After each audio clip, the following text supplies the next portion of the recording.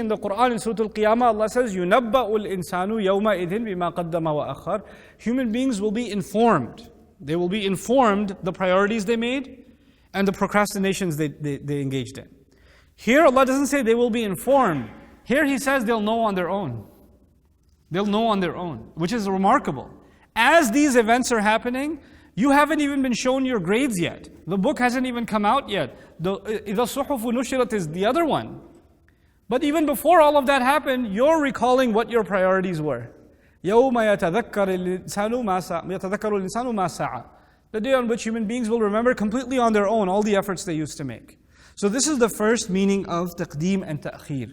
The second meaning, there's a few meanings, very powerful.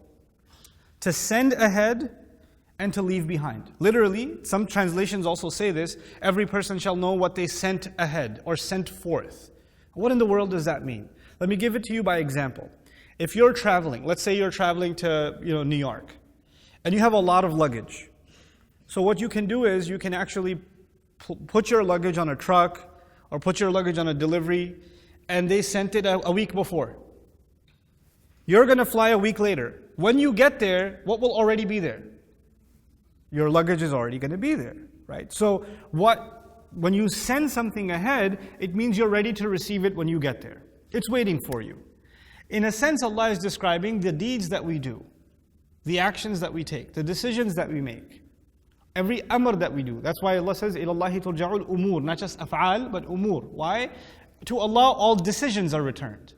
All those decisions you made are now recorded with Allah, waiting for you to read on your own.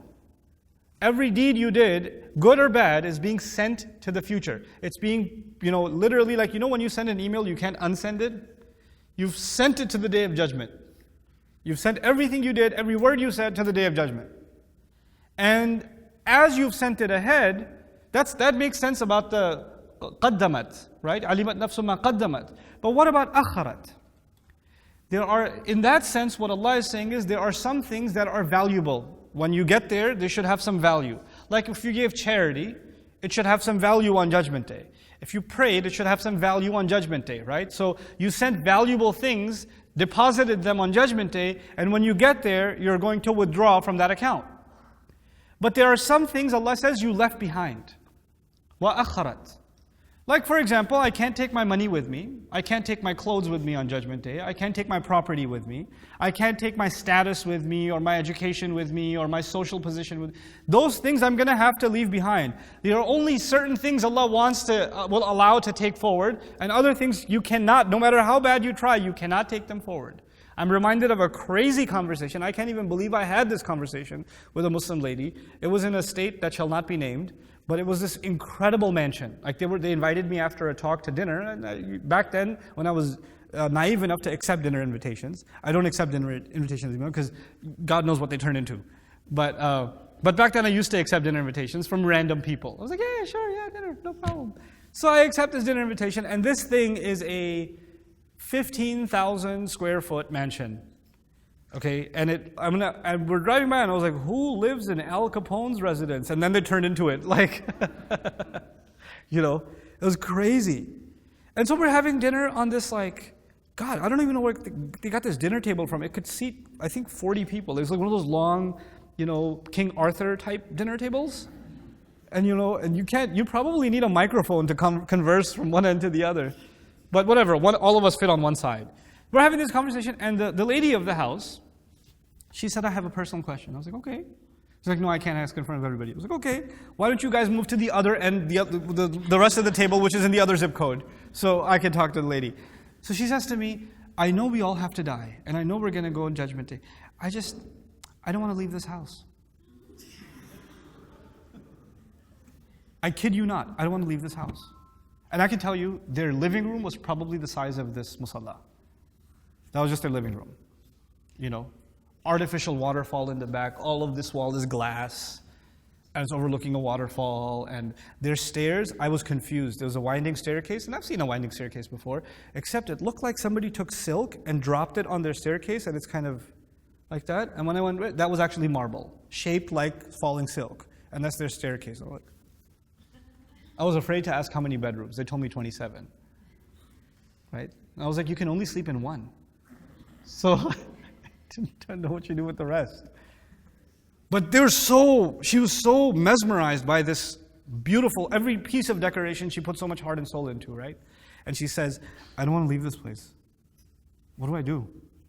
I was like, well, you can do whatever you want. You're still leaving. Sorry. There's nothing you can do about that. You know? There are some things you're going to have to what? Leave behind. There are something akharat. You know? And we have to internalize that. Even this physical body will be left behind. This physical body, there'll be a new body that Allah will give. When you realize that, then you don't become so obsessed with the things that you are going to leave behind anyway. That's the reality of this. You're not going to be obsessed with your physical appearance. You're not going to be obsessed with your car, obsessed with your house, obsessed with your clothes. You'll enjoy them, that's fine. But you won't be like, this is everything. You know, when somebody has so much concentration and so much, emphasis placed on how they look in a mirror before they go out of their home. You could say whatever you want. Your actions are telling you where your priorities are.